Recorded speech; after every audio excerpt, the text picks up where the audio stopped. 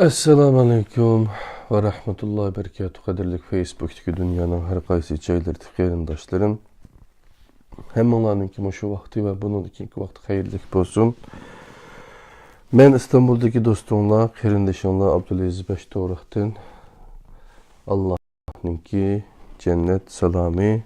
Assalamu alaikum ve rahmetullahi ve berekatuhu degan salam bilen birlikte kolumuzda övünüp atkan merhum Ali İzzet Bigoviç devlet erbabı İslam alimi şerh bilen garip arlıqıda İslam degan kulağım tutup doğan mono kitaptın birlikte övünüp kelgen yani devam kılımız 3. bab tügüdü senet hadisi 4. bab ahlak.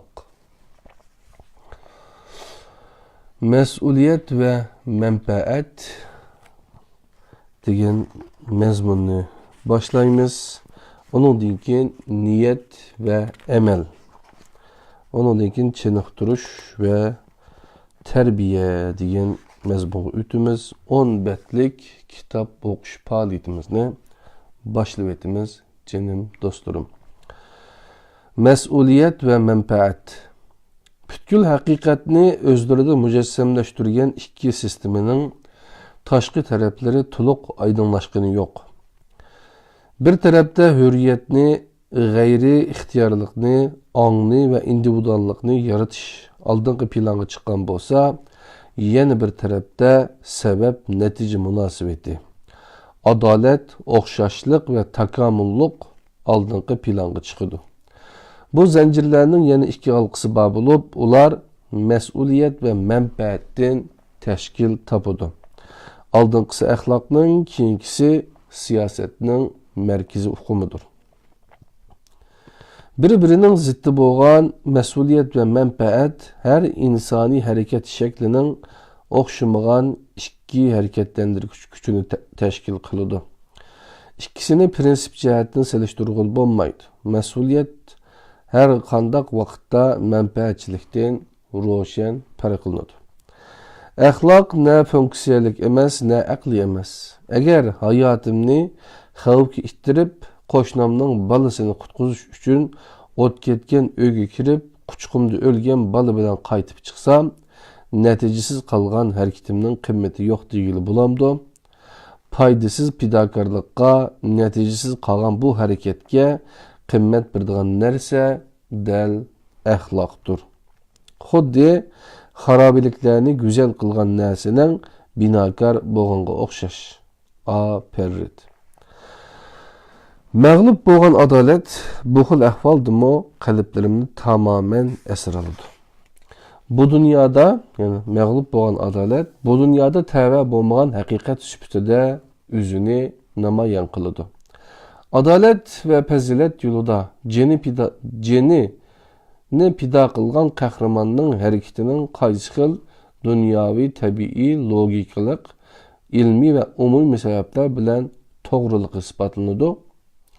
Agar makan ve zaman ichiga qapsilib qolgan bu dunyo bilan haq ve haqsizlik oldida sukut qilib turadigan tabiat mavjudli bo'lsa, o vaqtida adalet yo'lini tutqanligi uchunla bu dünyada məğlub bo'lgan qahramonning fidokorligi ma'nisiz bo'lib qolmamdi. Bundan boshqa qahramonning harakati ma'nisiz ekanligini qabul qilishni rad qilganligimizdan qonuniyat va manfaatni markaz qilgan tabiat dunyosiga nisbatan ma'nisi va qonuniyatlari boshqa bir dunyoga tabe, Allohning vahiysiga o'xshash xabar sifatida qoladi. Biz izohatini bilmey ve onunla ihtiyaç mı his kılmasdan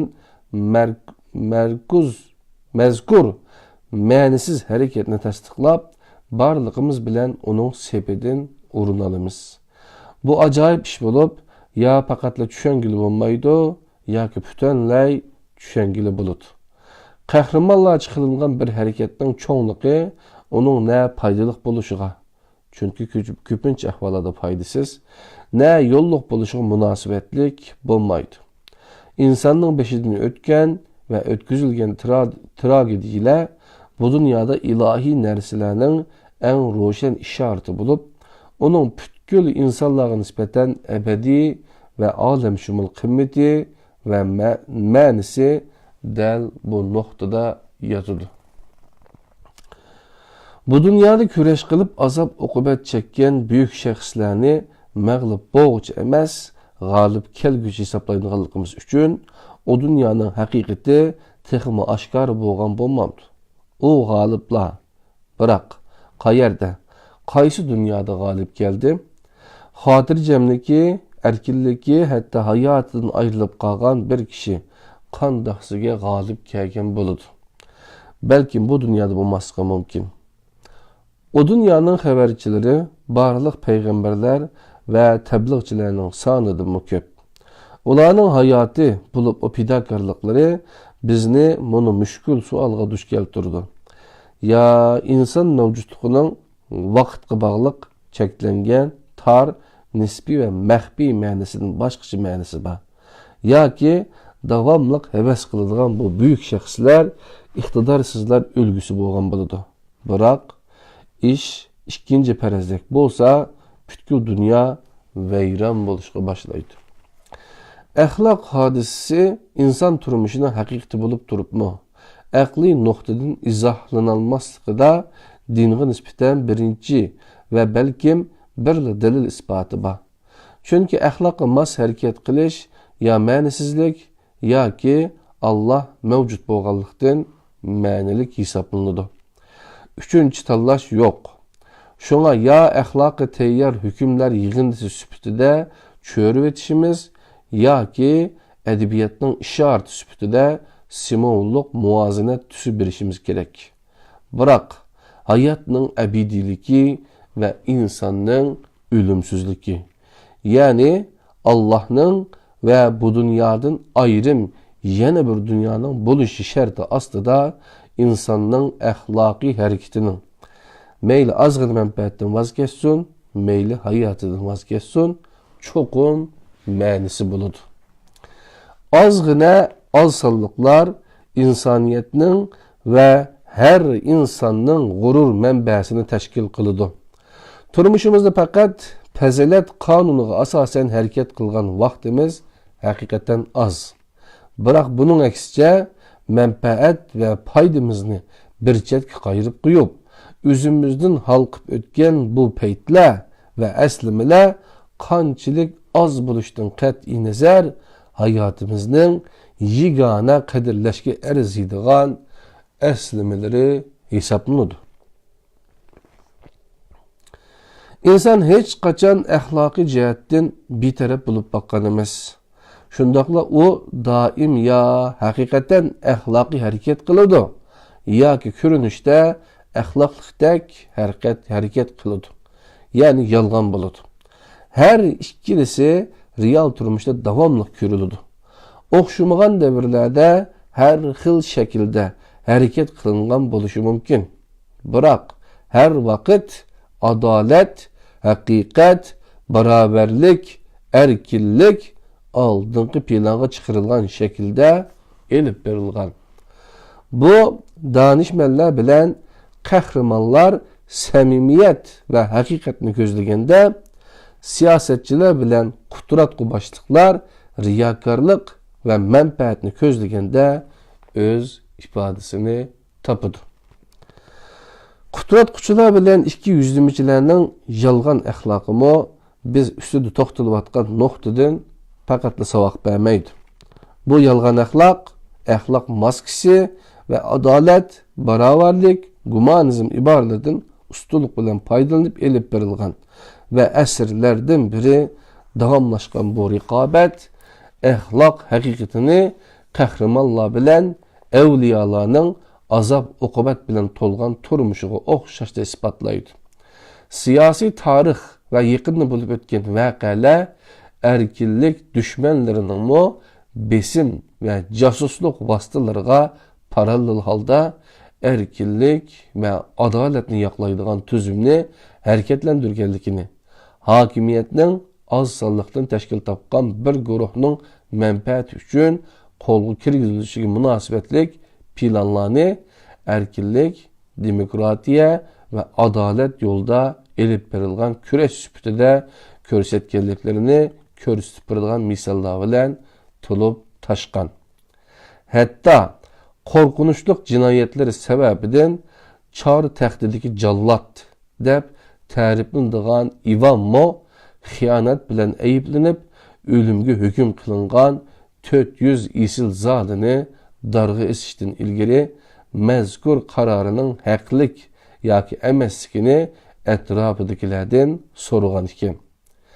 Ivanның rahimsizlerce kılmışının adil hareket ekenligini qabul qildırışqa ihtiyacı barmidi? Yoki qudrat quluq sebeplerden xalqni oylab bununğa ihtiyaç his qildimi? Əxlaq məhkəməsinin keçişinin imkansızlığı bilen əxlaqi cəhətdən başqalarının təsdiqlışığı ihtiyaç his qilish hər iki xil əhvalda mövcud. Yalğan əxlaqның ifadəsi bolğan ikiyüzlümçilik haqiqi əxlaqның qimmətindən eğiz açıdı. Xuddi yalğan pulunun qimməti vaqtliq bolsunmu rast pulunun mövcudluğuna bağlıq bolğanlığına oxşaş. İkiyüzlümçilik her kimden əxlaqqa uyğun hərəkət qilishini kütüdüğanlıqıga yoki tələb qıldıqanlıqıga isbatdır. Niyet ve əməl. Təbiət dünyasında şey'i ve hadiseler objektiv halda mevcut buludu. Yer şari quyosh etrafında aylanıdı, təəddürüsü emas. Biz bunu xalısaqmı, xalımısaqmı, yaxşı körsəkmi, kömsəkmi muşundaq buludu. Biz hatta bu reallıqdan nefret qilishimiz mümkün. Biroq onu nazardan saqit qılanmaymiz ve qat'i özgertilmeymiz. Əxlaq noktasından əməliyyatlar mənisiz kelidu.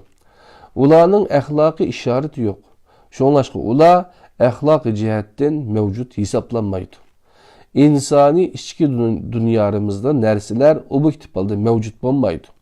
Sözдің tabii mənisi de ular faqatla mevcut emas. Bu yerde biz vasıtasız iştirakçı bulup mezkur dünyanın körünüşü bir vasıta bizge bağlıq.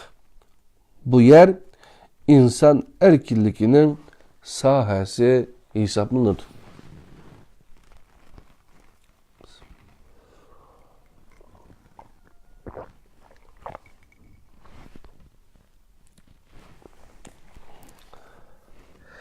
Özümüz xalımay durup qılıp salğan şunçilik köp işimiz var.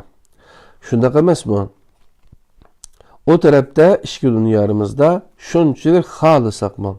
Hiç qaçan əməlge aşırılmaydigan şunçilik köp nəsələr var. Yani oxşumağan iki ayrım dünya.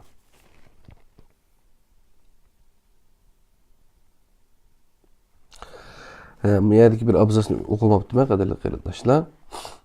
Mecbur qalğan işlarını qıldıgan, bay bilen namrat, aqıllıq bilen aqılsız, məlumatlıq bilen savadsız, aciz bilen küçlük şəxslərdən təşkil tapqan taşqi dünyadan fərqli halda, içki dünyada toluq erkinlik ve fürsət bərabərliyi mevcut. Yuqorida qayd qilingan barlıq reallıqlar iradimizdə müstəsna bulup, haqiqiy kişilikimizni ifadə qılmaydı. Maddi çək çigira bolmagan, halis niyet ve isteklerde erkinlik tuluq mənisini tapıdı. Her qandaq insan bir qatar əxlaq qanunlarına rioya qilish orqali vijdoniga mos holda yashashni orzu qilishi va onunğa moyilligi bo'lishi mumkin. Bularning qaysi xil qonuniyatlardan bo'lishi muhim emas. Hamma odam yaxshilik qilmaydi. Lekin hamma odam yaxshilik talab qilishi va bundaq bo'lishini arzu qilishi mumkin. Köplagan kishi nahaq ishlarning o'ngshilishiga kuch chiqarib qo'ymaydi. Biroq har qandaq inson o'ziga boshqalar qilingan nahaqchilikni tanbih qilishi yoki uningdan nafratlanishi mumkin. Bu yerda pushaymonlikning ma'nosi yotadi. Axloq amaliy holda o'zida mavjud bo'lmasdan, hammadan avval insonning to'g'ri va durust turmush kechirishni orzu qilishida, irodasida, tirishchanligida, nijotlik uchun kurash qilishida yotadi. Mukammal, gunohsiz bo'lish insoniy emas. gunoh qilish va tavba qilish insonga texmi yaqin, texmi insoniy hisoblanadi. O'zimiz xohlamay turib qilib salgan shunchalik ko'p ishimiz bor. Shunday emasmi? O tarafda, ya'ni ichki dunyomizda shunchalik xohlasaqmi hech qachon amalga oshira olmaydigan shunchalik ko'p narsa bor. Ya'ni o'xshamagan ikki ayrim dunyo. Masalan, qalb bilan tabiat. Bir niyat hech qachon amalga oshmasimi, qalb dunyosida amalga oshadigan bo'lib, bu to'liq haqiqat hisoblanadi. O'xshashli bir g'arazsiz ishimiz butunlay tabiat dunyosida ishga oshsimi, buning ichki dunyomizdan aloqasi yo'q degili bo'ladi. Istak bilan amal orasidagi bu ziddiyat inson bilan tabiat orasidagi abadiy ziddiyatning ifodasidir. Bu ziddiyat o'xshash shaklda axloq, san'at va din sohasida mavjud. Niyat, san'at muddaosi va dindorlik mohiyati bir-biriga tabe bo'lib, o'zining moddiy va dunyoviy shakli bo'lgan harakat, san'at asri va diniy murosimlar bilan o'xshash munosabat ichida. Oldinqisi ruhiy tajribalar, keyingisi tashqi dunyodagi hodisalardir. Birinchisida amallar niyatga asosan hukm qilinadi. Ikkinchisida amallar natijalarga asosan hukm qilinadi. Birinchisi dinning chaqiriqi bo'lgan bo'lsa, ikkinchisi siyosat yoki inqilobning ruhidir. Bu nuqtada bir-biriga zid ikki mantiq bo'lib, birisida dunyoning inkari, yana birisida insonning inkari ifoda qilinmoqda. Fen bilan materializm insonning harakatidagi niyat haqiqatiga muqarrar holda gumon bilan qaraydi. Niyatning na asli na haqiqiy emasligini, hammadan avval izohlanishi zarur bo'lgan sabab emas, natija ekanligini ilgari suradi. Bu qarashga asoslanganda inson harakatining sababi niyat emas, ongning sirtidagi narsada, ya'ni umumiy determinizm, ya'ni qarorchilikning ma'lum qismida. Dinga göre yuqoriqining dal aksi bo'lib, har bir insonning ichida ichki markaz mavjud. Bu har jihatdan boshqa barliq dunyodan alohida farqlanib turadi. Bu har bir insonning cho'nqur qatlami va ruhidir. Niyat insonning cho'nqurligiga, ruhiga qarab ilgirlaydi. Bu orqali harakatini o'zi vujudga chiqaradi, tasdiqlaydi va ichki jihatdan muqimlashtiradi. Bu jarayondan keyin harakat ya vujudga chiqadi yoki chiqmaydi. Biroq ichki dunyoda qaytishi asla mumkin bo'lmaydigan shaklda elib beriladigan bo'ladi. Bu o'ziga maslahat solmasdanla insonning harakatidan mustasno va vaqtlik dunyoda mexaniklik harakat yoki tasodifiy o'ttirib chiqqan asar sifatida qoladi. İnsan qilgan ishi bilan emas, eng avval xolig'ini qiladigan va moyilligi bo'lgan maxluqdir. Yozuvchi diqqatini yolg'iz harakatga markazlashtirmaydi. Personajning ichki dunyosiga, ya'ni ruhining cho'nqur qatlamlariga saqlangan muddaoga cho'kadi. Bunda qilmaganda adabiy asar emas, faqat voqeliklar tizisi vujudga chiqargan bo'ladi. Gollandiyalik axloqshunos Arnold Geolings axloqda niyatning muhimligini alohida ta'kidlaydi. Uning qarashicha, haqiqiy o'zimiz yolg'iz idrok va irodadan iborat. Uning aksicha, haqiqiy o'zimiz yolg'iz idrok va irodadan iborat. O'zimizning xoli bo'lgan faoliyat qobiliyatimiz yo'q. Hareketimiz asasen digide qo'limizga ish emas. Tamamen Allah'ın ilkidagi ishdir. Shunlarga axloqqa munosiblik to'g'ri harakatda bo'lmasdan to'g'ri niyatda. Buning o'xshash yana bir qarashni Humi o'ttirib qo'ydi. Bir harakatning o'z oldiga axloqiy qimmati yo'q. Bir kishining axloqiy holi va qimmatini tushunish uchun uning ichiga qarashimiz kerak. Biroq buni bevosita qilishga afsiz bo'lganligi uchun diqqatimizni qilganlariga markazlashtirsak bo'ladi. Bularmı istek ve ahlaki hükümlerine münasebetli işaretler bulup bu şekilde hatırlanıp kalır. David Hume insan tabiatiga ait mahsus eser. Biz ishni qilishni niyat qilgan hamon ebediy hayotimiz nuqtasidan shu ishni niyat qilganligimiz uchunla qilgan bo'lamiz. Buning sirtida vücutga chiqqan bo'lsa dunyoviy, ya'ni shartlik asli bo'lmagan tasodifiy va ma'nisiz unsurlarning bir qismi bo'lgan bo'ladi. İstek ve niyet hür bulut. Vücutga çıkış yok bolsa çekleme. Kanun ve şart şaraitlerine paydalılık. Niyet tamamen bizgi taraf olan bolsa vücutga çıkış yat ve tasadifi iş hesaplandı. Ahlak istek bulup herkesinin hareket şekli emez. Onun bolmaganda ağvatni pakiz. Aşqazan bimarlarının akli hoşudu cayda dep kubul kılışımız gerek. Ama bu herkes mi bundak bulmaydı. İnsan yaxşı bulup eğer üzü düşengindek bolsa yaxşılıklı oylasa. Bu yaxşılıklarının noktasının hata buluşu mümkün. İnsan iki bulup eğer üzü düşengindek bolsa mı? Eskilikni oylasa bu başkalar noktasında yaxşı bolsunmu niyet yenili özgermeydi. Her vakit tema bolgan nerse insanın üzü ve onun düşüncesidir bu. Bu başkalara tevbe dünya emas. Özüge tevbe kılgandır. Bu yalğız royu münasebetleri ifadelagan bulup her kim öz aldığa məxsus, her kim öz aldığa mutlaq mənada ve oxşaş şekilde hür hesaplanır. Her insan çoxu məsul bolğan ve Sartre'nin dozaqda ne günahsız nahçılık uçurğanlar, ne günahsız məhkumlar yok degan sözünün mənisi mo del muşundaq mushundoq.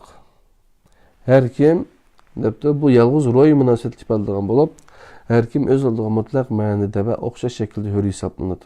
Her insan çoxum məsul bolğan ve Sartre'nin dozaqda ne günahsız nahçılık uçurğanlar, ne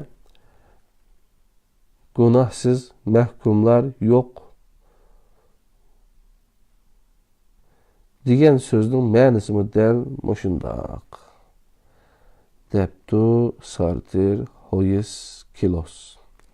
Çeniqtirish ve terbiye degan mazmunni ko'rdikimiz qadrli qarindoshlar. Burungi kitaplardaki en ta'sirlik ve en köp qiziqish qo'zg'agan narsalar hidoyat tepish ve insonlarning axloqiy jihatdan qaytadan tug'ilishiga munosabatlik hikoyalardir. Çoğun günahlar ve zalimlar izahlaş mümkün olmayan içki hareketleniş ve gıdıklanish türküsüde tuyuksuzda mulayim dervişler ve adalet pişivaları bolğan. Bu işler her vakit tuyuksuz meydana kelgen hadisler idi. Bu yerde her qandaq bir qaytadan terbiye, jarayon, ta'sir uçrash meselesi mevcut emas. O ruhning cho'nqur qatlamlaridagi hadisi bulup, tügüməz gücü bilen insanı özgertadigan, tamamen ishki energiya ve bularga paralel mevcut bulduğan tecrübe zanğa teve bolğan. Bu yer şaraitga bağlıq buluş, hatta aqli izohatimi yok. Bu tamamen aslida erkinlik ve yaratquchi alayligi bolğan narsadir. Yaxshilikqa o'xshashda eskilik mo insanda teng mevcut buludu.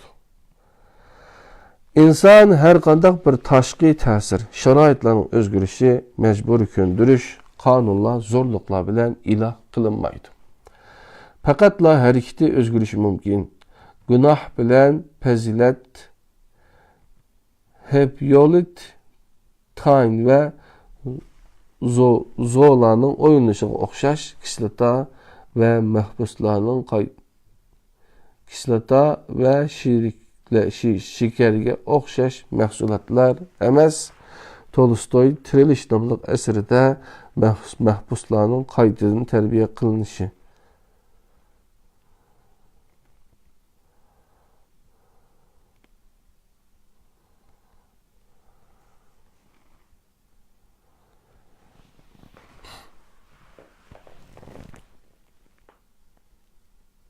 Yaxşılıqqa oxşaşlar əskillikmə insanda tər mövcud buludu. İnsan hər qandaq bir təşqi təsir şəraitlərin özgürüşü, məcbur köndürüş, qanunlar, zorluqlar bilən islah qılınmaydı. Fəqətla hərəkəti özgürüşü mümkün. Günah bilən fəzilət, Hippolit, Tayn və Zola'nın oyunluğuna oxşaş, kislota və şekerə oxşaş məhsulatlar emas. Tolstoy Tirilish nomli əsərdə mahpuslarning qaytadan tərbiyə qılınışı.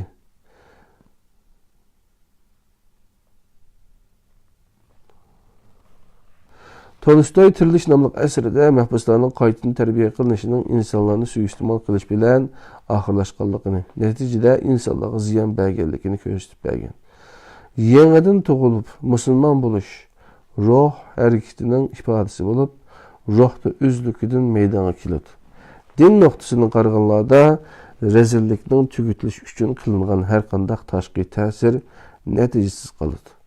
Xristianlik va Budizmdagi rezillikka qarshi ojizlikning haqiqiy ma'nosi dal mushundaq. Şunlaşqa məcburi tənilgan tərbiyə nəticəsiz qalıdı.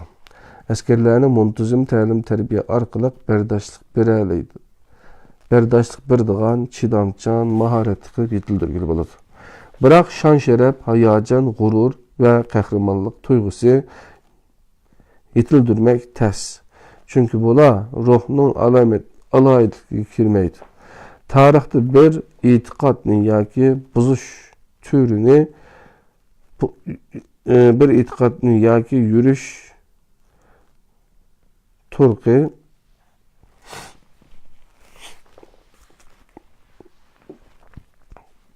rezillikni tugutish uchun qilingan har qanday tashqi ta'sir natijasiz qoladi. Xristianlik va Budizmdagi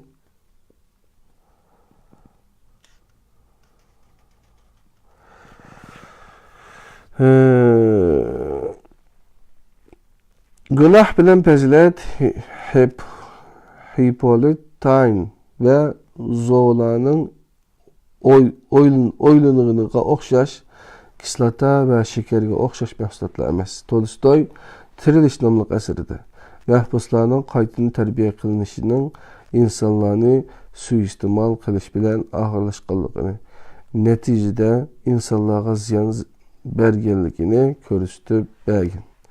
Yangidan tug'ilish, musulmon bo'lish ruh harakatining ifodasi bo'lib, ruhda özlüküdün meydana keldi. Din noktasını qaraganda rezillikning tugutilish uchun qilgan har qanday tashqi ta'sir natijasiz holda xristianlik va Budizmdagi rezillikka qarshi ojizlik ning hammasi haqiqiy ma'nosi del mushundaq. Şunlaşqa məcburi tənilgan tərbiyə nəticəsiz qalır. Əskerlərini muntazam təlim tərbiyə arqılıq bərdaşlıq birdiğan, çidamlıq, maharətlik qılıb yetildirgili oldu. Biroq şan, şərəf və hayacan, gurur və qəhrəmanlıq tuyğusu yetildirmək təs. Çünki bular ruhunun alaylıqı kirdi. Tarixdə bir etiqadni yoki yurish turishni qonunlar, terrorlik, besim və zulm bilan məcbur etib, nəticədə ko'rganlar asosan yo'q deyarlik. Hər pedagoglarning ta'kidlagandek, balani muayyan tarafga məcbur holda yetaklash balaning qarishli kurashiga sabab bo'ladi. Nəticədə bala tamamen karşı tarafga mail buladı. Bu husus insanın insani xarakteridan bekrek aldınqı planga çıkıdı. O insanı bir işe mecbur köndürüş neticesiz kaldı. Çünkü insanın ruhi bununla ruhsat kılmaydı. Bu çaresizlik ve terbiyenin her kandak buluşunun mücmel buluşu da insanın ruhi bilen, yani erkinlik bilen çember ças bağlanğanlığa dair roşen ispatı var.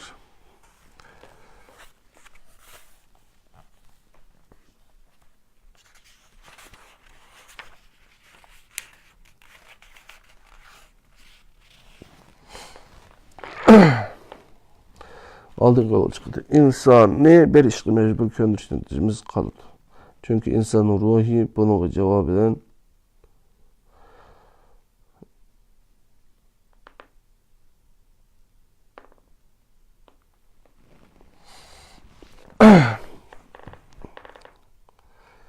çünkü bunlar ruhunun alayetki kirdi. Tarihte bir itikadni yak görüş duruşunu, kanunlar, terörlük, besim ve zulüm bilen mecbur etip netice körgenler asasen yok diyerdik. Her pedagoglarının ta'kidligindek balını muayyen tarafga mecbur halda yetekleş balının karşısında körsüzlük sebep buldu. Neticede bala tamamen karşı tarafga mail buldu. Bu husus insanın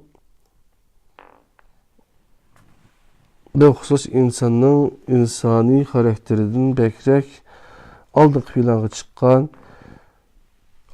çıkıdı. İnsani bir işe mecbur köndürüş neticesiz kalıdı. Çünkü insanın ruhi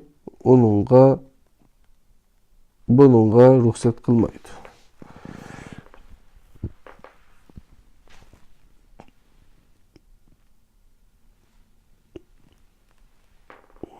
Mecburi kolgunun neticesiz kalıdı. Çünkü insanın ruhi bununla ruhsat kılmaydı. Bu çaresizlik ve terbiyenin kandak buluşunun mücmel buluşu da insanın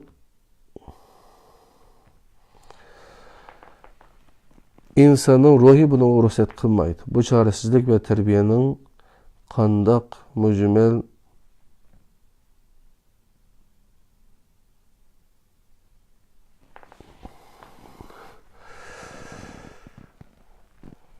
neticede bala tamamen karıştırıp mail buldu. Bu husus insanın insani karakterinden bekrek aldınqı planga çıkıdı. İnsanı bir işe mecbur köndürüş neticesiz kaldı. Çünkü insanın ruhi buna ruhsat kılmaydı. Bu çaresizlik ve tarikatçılık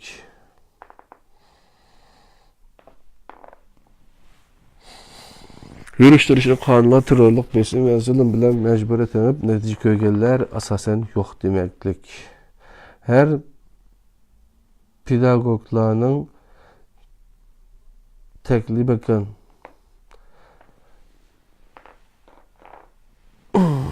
her pedagoglarının teklikinde balını muayyen tarafki mecbur halde yetekleş balının karşı görüşlük sebep bulur. Neticede bala tamamen karşı tarafka mail bulur. Bu husus insanın insani karakterinden bekrek aldığı bilanı çıkıdı. İnsanı bir işe mecbur köndürüş neticesiz kalır. Çünkü insanın ruhi bununla ruhsat kılmaydı. Bu çaresizlik ve terbiyenin kandak buluşunun bağlanğanlığa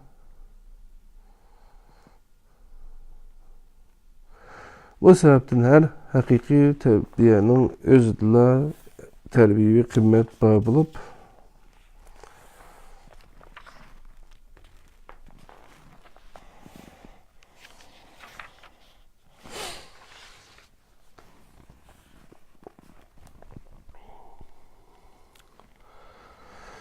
bu sebepten her hakiki terbiyenin özüdüla terbiyevi kıymet bağ bulup bu mecburi terbiye usulünün inkari hesaplanır. Hakiki terbiyenin nişanı insanı bir vasıta özgürlük olmasın, mundar ahval qat'i mümkün emas.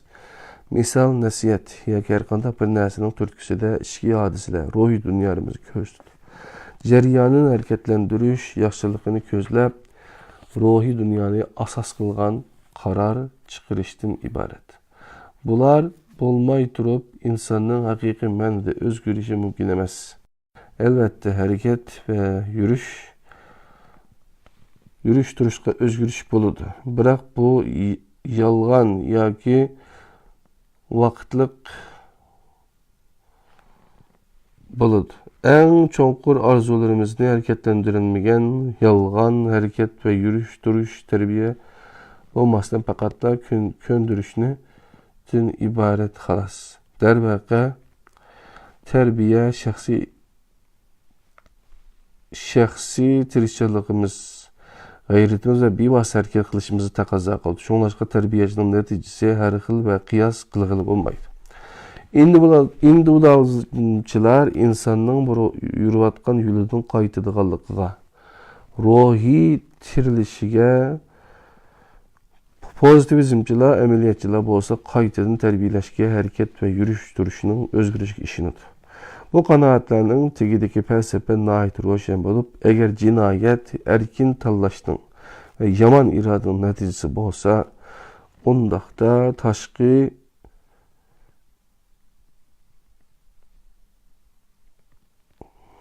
hakiki asli keltirişe mecburi köndürüş alaqadaki fark yo'qligidek bo'ldi.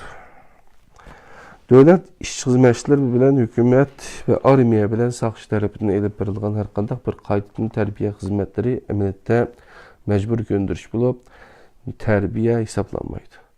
Terbiye insan ruhi üstüde elip berilgan bulup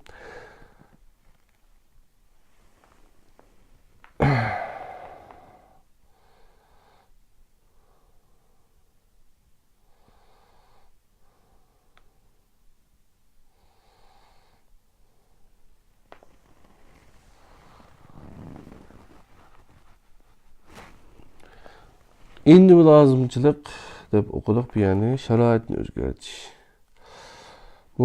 Muvaffaq buluş ihtimali intayin az. Az yeni bir taraftan eğer cinayet turmuş şaraiti ve naçar adetlerin neticesi bolup. Ondaqda cinayetçini ıslah kılış mümkün şaraitini özgertiş ya ki onu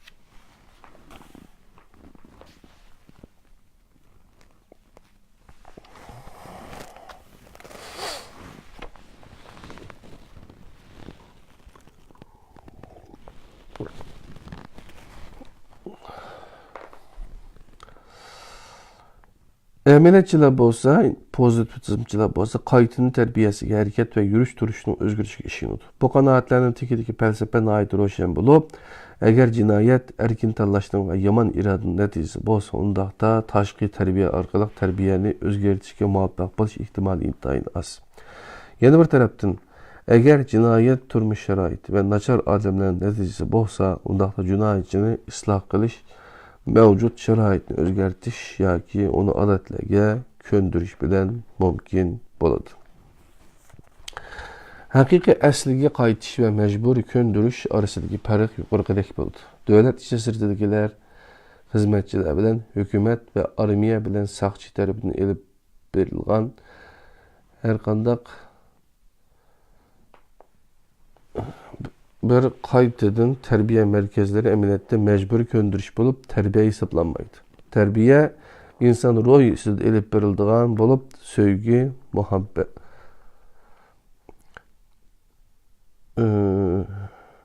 sevgi,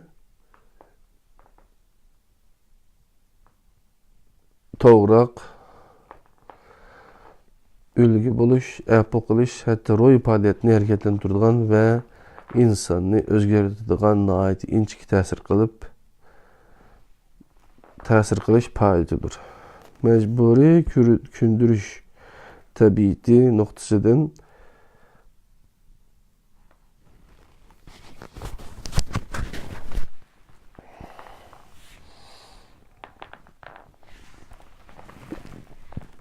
mecbur köndürüş bir terbiye hesablamayı. Terbiye insan ruhu üstü elip verildiğin bulup, söygü, ölgü buluş, əpaqlış, hatta cezalar süpüde icra kılıngan. Ruhi faaliyetini hareketlendirdiğin ve insanını özgertdiğin nait inçiki təsir qilish faaliyetidir. Mecburi köndürüş tabiiti noktasıdan hayvan boğallıqdan insanını muayyen şekilde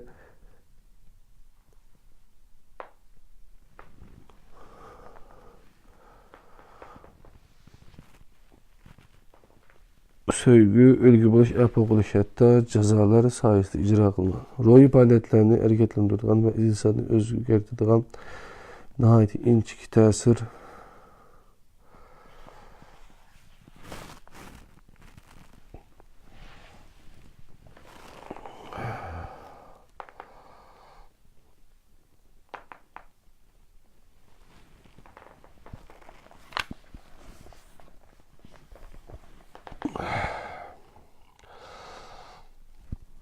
bu qanaatların tegidiki fəlsəfəyə aid roşan bu əgər cinayət bilan erkin tanlashning və yaman iradanın nəticəsi olsa, ondaqda tashqi tərbiyə arqalıq tərbiyəni özgərtishə muvaffaq buluş ehtimali intayin az.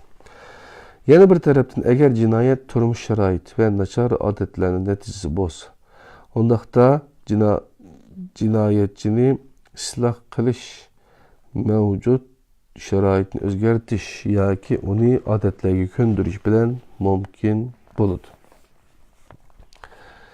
Haqiqiy əsliga qaytish və məcburi köndürüş arasındakı fərq yuqorqidək olub, dövlət içi xizmətçilər bilən, hökumət, armiya bilən saqçı tərəfindən elib verilən hər qandaq bir qaytını tərbiyə xizmətləri əməliyyatda məcburi köndürüş olub, tərbiyə hesablanmaydı. Tərbiyə insan roy üstündə elib verildiğin bulup, söygü, ülgü buluş, əpaq qilish, hatta cezalar sayesinde icra qıldığanlıqni, ruhi faaliyetini hareketlendirdiğin ve insanı özgertdiğin nəhayət inçiki təsir qilish kitabıdır. Mecburi noktadan körüşüş, tabii noktasıdan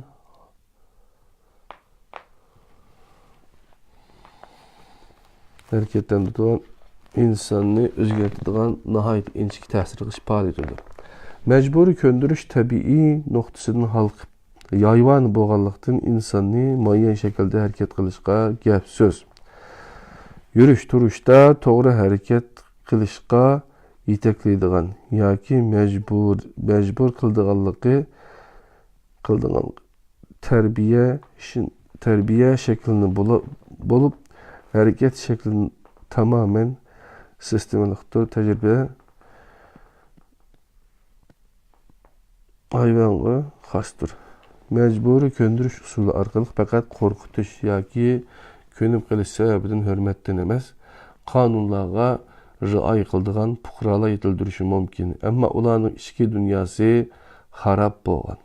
Hissiyat mənbəsi tamamen qorib ketgan bo'lishi mümkün. Lekin ular qat'iy qonunlarga xiloflik qilmaydi. Sel qaramaydı. Hatta mushu xil şekilde köndürülgen. To'g'ri, durust, lekin axloqiy jihatdan qop-quruq fuqarolar bilan tegidil, esil va yaxshi. Ammo jinoyat sodir bo'lganlar haqidagi hikoyalar tugamas bitmas temisi bo'lib kelgan. O ahvol shundoq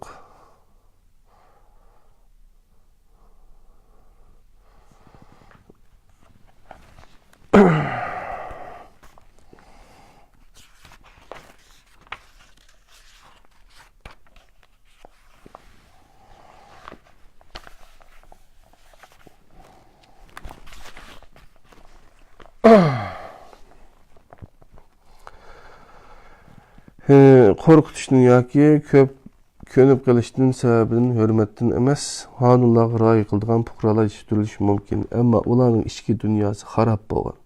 Hissiyat manbasi tamamen qurib,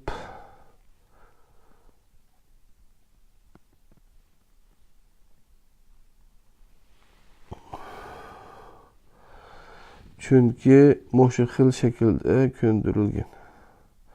Doğrudur, lekin ahlaki jihatdan qupquzuq fuqarolar bilan tegidin isil ve yaxshi, ammo jinoyat sodir qilganlar haqidagi hikoyalar edebiyatning bitmas tugamas temasi bo'lib kelgan. Shuningdek,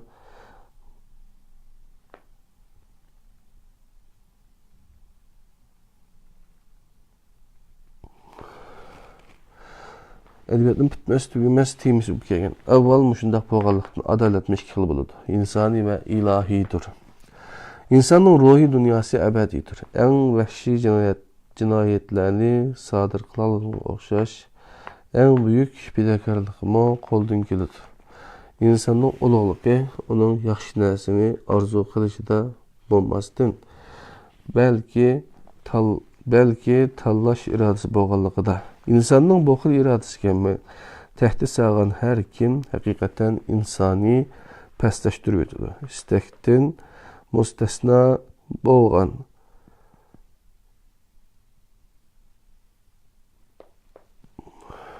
her kim haqiqatan insonni pastlaştırib o'tadi. İstakdan mustasno bo'lgan yaxshilik mavjud bo'lmaydi ve oxiri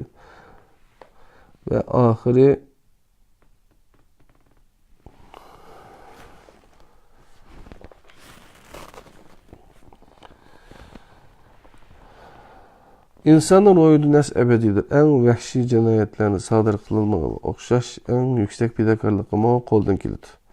İnsanın ulug'ligi onun yaxshi narsani arzu qilishida bo'lmasdan, balki tanlash irodasi bo'lganligida insonning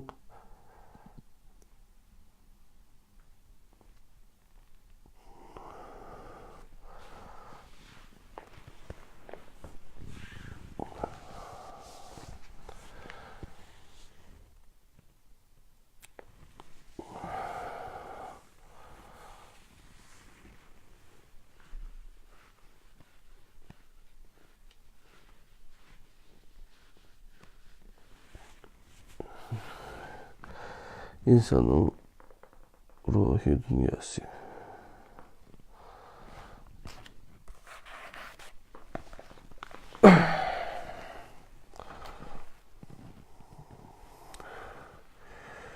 Lekin ular qat'iy qonunga xiloflik qilmaydi, sal qaramaydi, chunki mushaqil shaklda ko'ndirilgan. To'g'ridaysiz, lekin axloqiy jihatdan quruq. Fuqarolar bilan tegitil isil ve yaxshi, ammo jinoyat sodir qilganliklar haqidagi hikoyalar edebiyatning bitmas tugamas temasi bo'lib kelgan. Bu ahvol mushundaq ikki xil bo'ladi, insoniy va ilohiydir. İnsanın ruhi dünyası tabiidir. En vahşi cinayetlerini sadır kılalığına okşaş en büyük bidakarlıqma qo'ldan keladi. İnsanın qilishida bo'lmasdan, balki tanlash irodasiga tahdid solgan har kim haqiqatan insonni pastlaştırib o'tadi. İstakdan mustasno bo'lgan yaxshilik mavjud emas ve bu mecburi hasıl kılmaydı. Yaxshilikning shart erkinlikdir, zo'rlik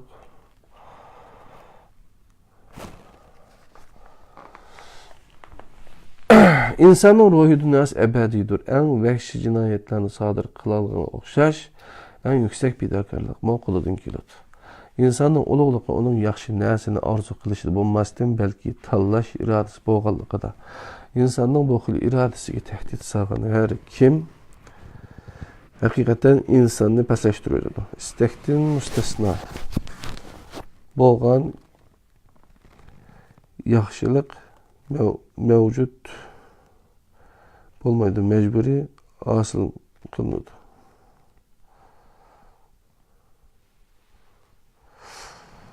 Yani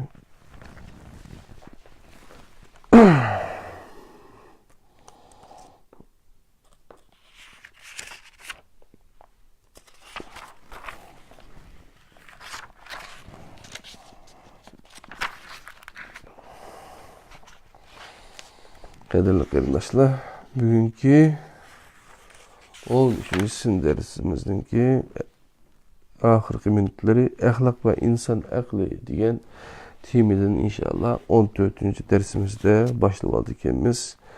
Ondan sonra köngül koyup tinchliklanışır. Rahmet. Allah'ın özü amanet kılınlar. Esselamu aleyküm ve rahmetullahi ve berekatuhu.